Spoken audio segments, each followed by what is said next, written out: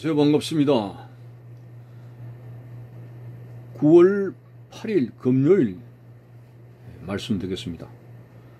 성경 말씀은 요한복음 9장 17절과 18절 읽어드립니다.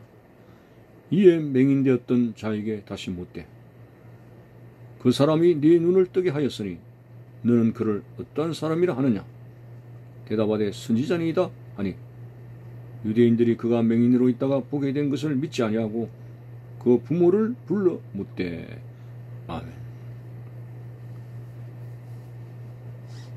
자, 소경이 눈을 뜨게 된 것은 천지가 개벽할 만한 그런 놀라운 일이 아닐 수가 없습니다. 그래서 맹인되었던 자에게 다시 물어봅니다. 그 예수로 하는 자가 네 눈을 떼었으니까 너는 그를 어떤 사람이라고 생각하느냐? 정확한 답은 아니지만 대답하되 선지자니이다. 오늘 이 바리새인들이 소경에게 이런 질문을 하게 된 것은 부정적인 답변을 원했던 것입니다. 글쎄요, 그분이 내 눈을 떼었지만은 뭐 대단치 않은 분입니다. 뭐 이런 식으로 예수 그리스도에 대해서 부정하게 되는 답변을 할 줄 알았던 것이죠. 그러나 이 소경은 선지자입니다. 한 걸음 예수님께 다가가는 긍정적인 답변을 가져왔습니다. 그러나 질문을 하게 된 자들은 그런 대답이 영 기분 나쁩니다. 그래서 결국은 그 부모를 불러서 이 사람이 어떻게 눈을 뜨게 되느냐 이런 식으로 따지게 됩니다. 우리가 잘 알다시피 바리새인들이 사실상 율법을 가장 가까이 하고 가르치는 자들이지만은 주님으로부터 그들의 신앙은 빵점이었습니다. 외식하는 자들, 독사의 자식들, 해칠한 무덤, 가장 신랄한 책망을 듣게 된 자들이 종교 지도자들이었습니다. 오늘 이들의 신앙이 금이 가고 잘못된 길로 가게 된 결정적인 요인이 하나님보다도 재물을 사랑하게 되는 탐심과 탐욕이 바로 원인이었습니다. 예수님께서도 말씀했습니다. 하나님과 재물을 겸하여 섬길 수가 없다 했습니다. 근데 바리새인들은 재물을 섬기다시피 집착했고 그들의 생활은 하나님은 딴전에 있고 재물에 대한 엄청난 욕심으로 가득 찼습니다. 재물과 하나님을 겸해서 섬길 수 없다는 것. 엘리야가 바알에게 기울어진 백성들에게서 너희들은 바알과 하나님 사이에 양쪽에 양다리를 걸치고 머뭇거리는 자들이다. 하나님이면 하나님, 바알이면 바알, 확실한 선을 그으라고 했습니다. 아시아 7교회 가운데서도 차지도 않고 덥지도 아니한 것, 내가 너를 토하여 내치리라고 이것도 아니고 저것도 아니고 어정쩡한 이거 하나님께서 기뻐하지 않습니다. 오늘 바리새인들은 백성들 앞에서는 분명히 선지자요 지도자들인데 그들의 사생활로 돌아가게 되면은 완전히 지도자가 아니었습니다. 세상에 여러 가지에 집착되어진 사람들입니다. 자, 오늘 예수님께서 제자들을 부르실 때 너는 나를 따르라. 그래서 제자들이 모든 것을 버려두고 주님을 따라갔다고 했습니다. 세상의 욕심과 겸해서 예수를 따를 수가 없습니다.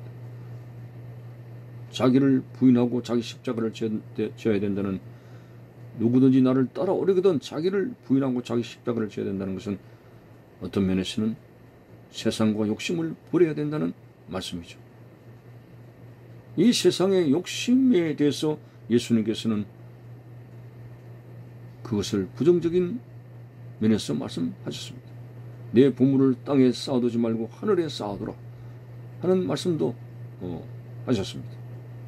어리석은 부자의 이야기를 통해서도 세상의 재물, 자기가 먹고 살겠다고 지어놓은 재물 창고는 가득하지만 하나님 앞에 헌신한 거 없습니다. 하나님 창고에는 아무것도 없습니다. 이것에 대해서 재물에 대해서 욕심 얼마나 잘못된 것인가도 말씀하셨고, 부자 청년이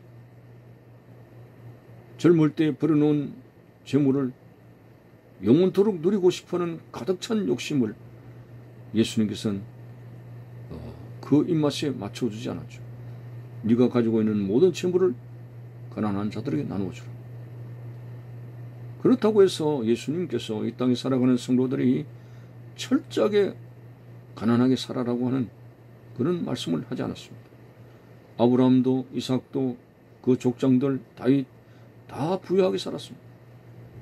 그렇지만 그들이 부유한 재물 때문에 하나님을 저 뒤로 미루는 사람들이 아니었습니다.